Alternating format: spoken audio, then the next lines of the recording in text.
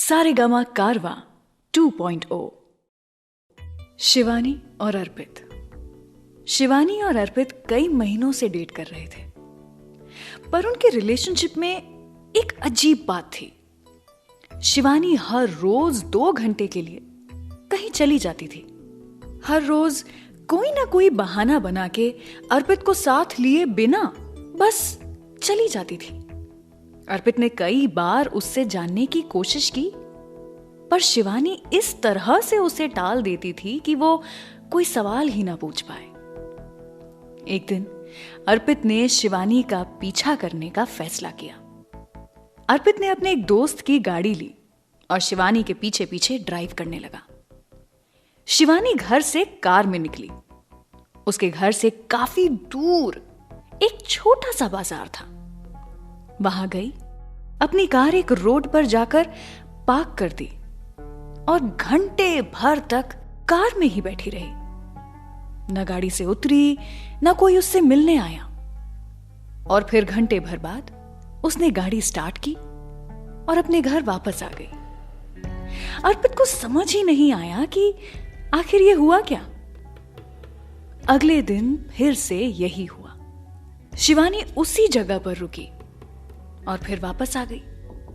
कई दिनों तक ये होने के बाद अर्पित से रहा नहीं गया। एक दिन शिवानी का पीछा करने के बाद अर्पित आधा घंटा रुका और फिर अपने दोस्त की गाड़ी से उतरकर वो शिवानी की गाड़ी के सामने खड़ा हो गया। शिवानी ने अर्पित को देखकर कहा, तुम यहां क्या कर रहे हो? अर्पित ने कहा, तुम्हारा पीछा आज ही नहीं, कई दिनों से कर रहा हूं। तुम यहां रोज गाड़ी में बैठी बैठी क्या करती हो? शिवानी ने रोड की दूसरी तरफ बनी एक शॉप की तरफ इशारा किया और कहा, उस शॉप में बैठे उस कपल को देख रहे हो? अर्पित ने कहा, हां। शिवानी ने कहा, यह तो तुम्हें भी पता है कि मुझे मेरे पेरेंट्स ने अडॉप्ट किया था, पर मुझे कुछ ही महीने पहले पता चला कि उस शॉप में बैठे वो कपल जो शॉप को चलाते हैं, उन्होंने ही मुझे पैदा किया था। वही मेरे असली माँ बाप हैं। अर्पित ने कहा, रियली? तो तुमने उनसे बात की? उनसे कुछ कहा? शिवानी ने कहा, नहीं। जिस दिन मैं यहां पहली बार आई, उस दिन ही मैंने उनके दोनों बच्चों को देखा। चारों एक हैप्पी फैमिली की तरह दिख रहे थे। मुझे समझ ही नहीं आया कि अगर उन्हें बच्चे चाहिए थे तो उन्होंने मुझे अडॉप्शन के लिए क्यों दिया। उस दिन से मैं हर रोज यहां आती हूं ताकि मुझे किसी दिन कोई ऐसी बात पता चल जाए जिससे उनका मुझे छोड़ने का डिसीजन जस्टिफाई हो जाए। अर्पित ने कहा, उनसे जाकर सीधे सीधे पूछ लेना आसान नहीं होगा क्या? शिवानी ने कहा, हां, शायद आसान तो होगा, पर मुझे डर लगता है अगर उनके पास कोई सफाई नहीं हुई तो, और उन्होंने बोल दिया कि उन्हें मैं नहीं चाहिए थी तो मैं जिंदगी भर इस सच के साथ शायद जी ना पाऊं। दूसरा कोई बहाना मिल जाए तो कम से कम मुझे अनवांटेड तो फील नहीं होगा। अर्पित को शिवानी का डर और दर्द दोनों समझ आया। उसने धीरे धीरे शिवानी का ध्यान उसके फर्स्ट पेरेंट्स से हटाना शुरू किया। फिर कुछ महीनों बाद उसने शिवानी को वो शहर छोड़ने के लिए मना लिया। वक्त के साथ शिवानी अपने पहले पेरेंट्स को भूलती गई। उसे उसके सवाल का जवाब नहीं मिला था, पर उसे ये समझ आ गया था कि कभी कभी जवाब ना होना भी बेहतर ही होता है। जुदा होके भी तू मुझ में कहीं बाकी है, पलकों में बन के आंसू तू चली आती है, जुदा होके भी।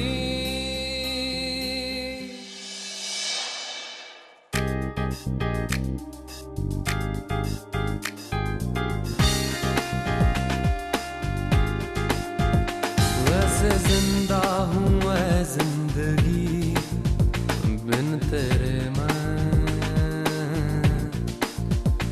दर्द ही दर्द बाकी रहा है सीने में, सांस लेना भर ही यहाँ जीना नहीं है,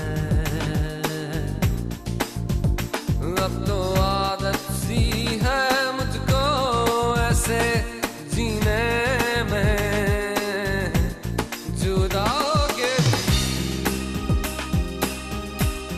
तू मुझ में कहीं बाकी है, पलकों में बन के आंसू तू चली आती है।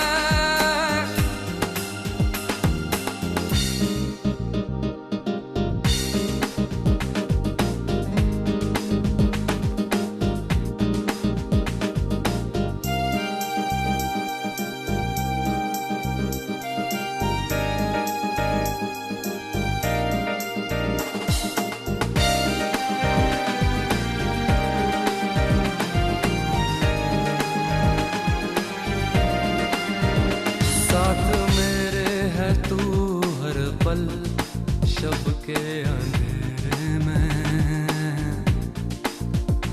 पास मेरे है तू हर दम उजले सवेरे में, दिल से धड़कन भुला देना आसान नहीं है, अब तो आदत सी है मुझको ऐसे जीने में, जुदा होके भी तू मुझ में कहीं बाकी है, पलकों में बन के आंसू तू चली आती है।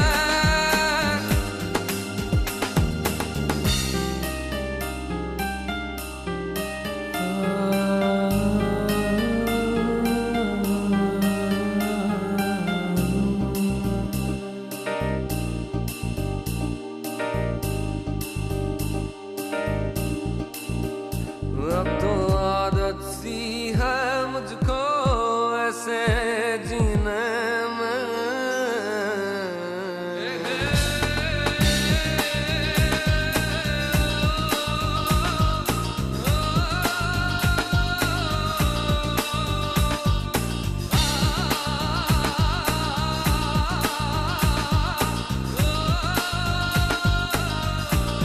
ये तो